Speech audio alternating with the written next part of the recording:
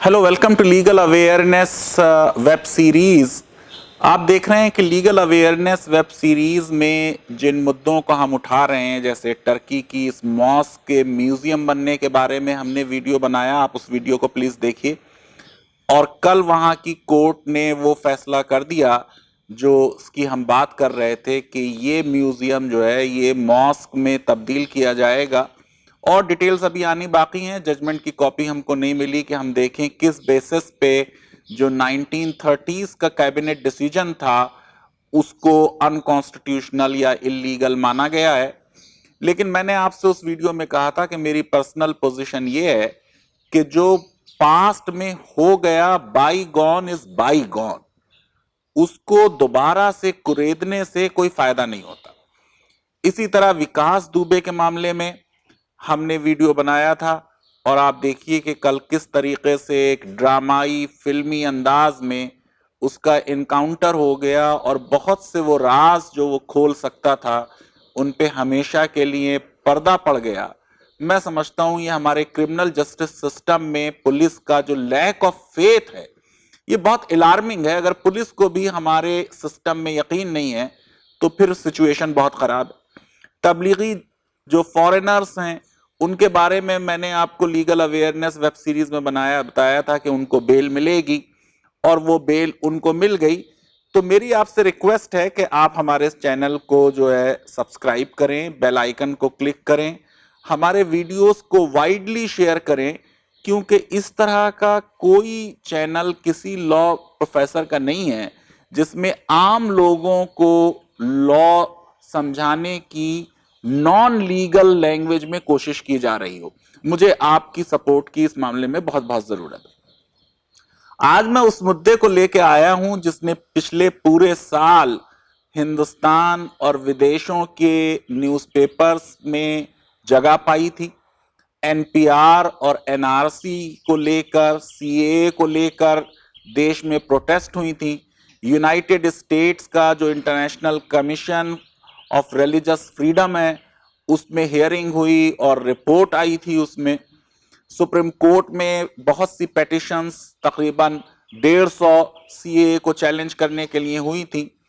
और इस पूरे मामलात में आपकी मेमोरी में फ्रेश कर दूं कि पिछले साल अगस्त में शायद ये नोटिफिकेशन हुआ था कि 2020 की 1 अप्रैल से 30 सितंबर 2020 तक ये प्रोसेस होगी एनपीआर की।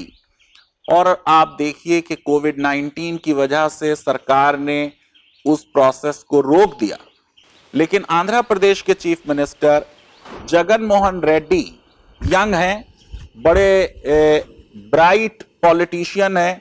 पिछले 5-6 सालों में लगातार जो है वो पदयात्राएं करते रहे, बहुत अच्छी मेजॉरिटी से सरकार बनाई और उनकी कैबिनेट ने 4 मार्च को डिसीजन लिया था कि हम एनआरसी के खिलाफ हैं और एनपीआर में हम जो ये नए 8 क्वेश्चंस जोड़े गए हैं जो 2010 की एनपीआर में नहीं थे उसके भी विरुद्ध हैं।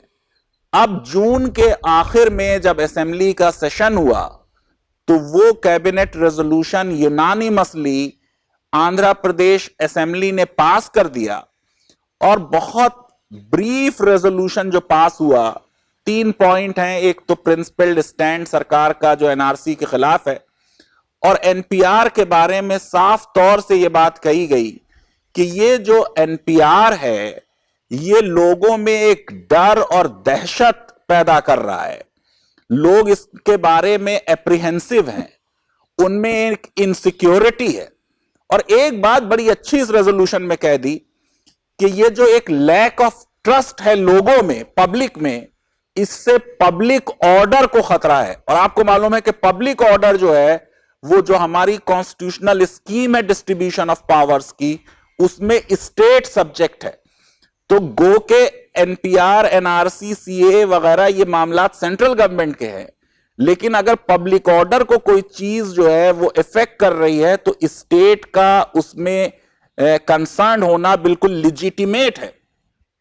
उन्होंने कहा कि ये जो आप डिटेल्स मांग रहे हैं मदर टंग के बारे में, date of birth of parents के बारे में और place of birth of parents के बारे में, इससे अननेसेसरी कंफ्यूजन हो रहा है और बहुत लोगों को यह लग रहा है कि शायद वो एक्सक्लूड हो जाएंगे जब नेशनल रजिस्टर ऑफ सिटीजन्स बनेगा। यह अननेसेसरी कंफ्यूजन खत्म होना चाहिए। और अगर आपको एनपीआर करनी है तो आप 2010 के जो क्वेश्चन आयर थे, जो क्वेश्चंस थे, जो उसमें आप डेटा मांग रहे थे 2010 में, उन डेटा पॉइंट्स पर आप आए। मैं आपको बताता रहा हूं कि एनपीआर की लीगैलिटी पे बहुत क्वेश्चन मार्क है, क्योंकि एनपीआर जो है वो सिटीजनशिप एक्ट में कहीं मेंशन नहीं है और वो रूल्स में आ गया है और उसमें इतनी आर्बिट्रेरी पावर लोकल अथॉरिटीज और ऑफिशियल्स को दे दी गई है कि अगर कहीं पे डाउट होगा तो फिर एक्सक्लूजन हो सकता है लोअर लेवल पे। मैं ये समझता हूं कि एक बहुत अच्छा, काबिले तारीफ, सराहनीय रेजोल्यूशन आंध्र प्रदेश के चीफ मिनिस्टर ने पास कराया है असेंबली में और यूनानिमसली पास हुआ है उस असेंबली में। उसका मतलब ये कि उन्होंने और भी जो पॉलिटिकल लीडर्स होंगे उनसे बात की। एक अच्छा पॉलिटिशियन वही होता है जो सबको साथ में लेके चलता है। मैं जगन मोहन और उनके डिप्टी चीफ मिनिस्टर जिन्होंने रेजोल्यूशन पायलट किया, उनके यहां के एमएलए हफीज साहब ने भी इस मामले में बहुत काम किया है, कुरनूल के एमएलए हैं, तो इनको मुबारकबाद देना चाहता हूं। अब मुझे यह लगता है कि कोविड-19 की सिचुएशन जो दिन ब दिन खराब से बदतर होती जा रही है, इसमें न सिर्फ एनपीआर पे हमें बिल्कुल स्टे कर देना चाहिए, बल्कि इवन सेंसस जो हम करने वाले हैं अगले साल, उस सेंसस की भी अभी जरूरत नहीं है। सरकार के पास इनफ डेटा अवेलेबल है, उस डेटा के बेसिस पे सरकार वेलफेयर स्कीम्स चला सकती है। अभी देखिए कोविड-19 के दौरान प्रधानमंत्री जी ने यह फैसला लिया, मैं उसकी मुबारकबाद उन्हें देना चाहता हूं कि जो लोगों को हम फूड प्रोवाइड करेंगे तो हम इस वक्त राशन कार्ड लोगों का नहीं देखेंगे। बहुत से लोगों के राशन कार्ड नहीं है, बहुत से लोगों के बायोमेट्रिक्स नहीं मिलते हैं। ये पूरी एनपीआर की प्रोसेस में जो डेटा कलेक्शन, जिसमें डेमोग्राफिक डेटा हम लोगों का कलेक्ट कर रहे हैं, वो मैं ये समझता हूं कि एक तरीके से लोगों की प्राइवेसी भी इफेक्ट करता है और इससे देश के फायदे से ज्यादा अगर नुकसान होता है तो इतनी एक्सपेंसिव एक्सरसाइज जो है उसकी जरूरत नहीं है। बाद में यह बताया गया कि साहब एनपीआर और एनआरसी अलग हैं, टेक्निकली अलग हैं, लेकिन जब मिनिस्ट्री ऑफ होम की एनुअल रिपोर्ट ही यह बात कहती है कि एनपीआर फर्स्ट स्टेप है एनआरसी का, तो वो अलग होते हुए भी एक दूसरे के बहुत जुड़े हुए हैं। इसीलिए आपको देखना होगा कि जो सरकार ने बजट एलोकेशन भी किया था, तो उस बजट एलोकेशन में सेंसस का बजट अलग किया था और एनपीआर का बजट अलग किया था। मैं ये समझता हूं इस वक्त देश कोविड-19 से जूझ रहा है, तो इस एक्सरसाइज पे बिल्कुल एक साफ स्टेटमेंट सरकार का आ जाना चाहिए कि अब हम इस एक्सरसाइज को, जिस पे देश में एक मत नहीं है, उसको हम खत्म कर रहे हैं। लीगल अवेयरनेस वेब सीरीज आपको पसंद आती है तो मेरी रिक्वेस्ट है कि फेसबुक पे, ट्विटर पे हमें लाइक कीजिए, हमारे इस वीडियो को वाइडली शेयर कीजिए और बेल आइकन को जरूर क्लिक कीजिए और मेरी आपसे रिक्वेस्ट है कि इस चैनल को सब्सक्राइब भी जरूर कीजिए।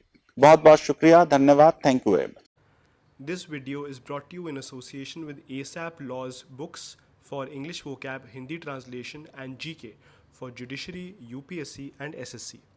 Amazon links to purchase the books and an exclusive 10% discount coupon code only for the subscribers is mentioned in the description box below.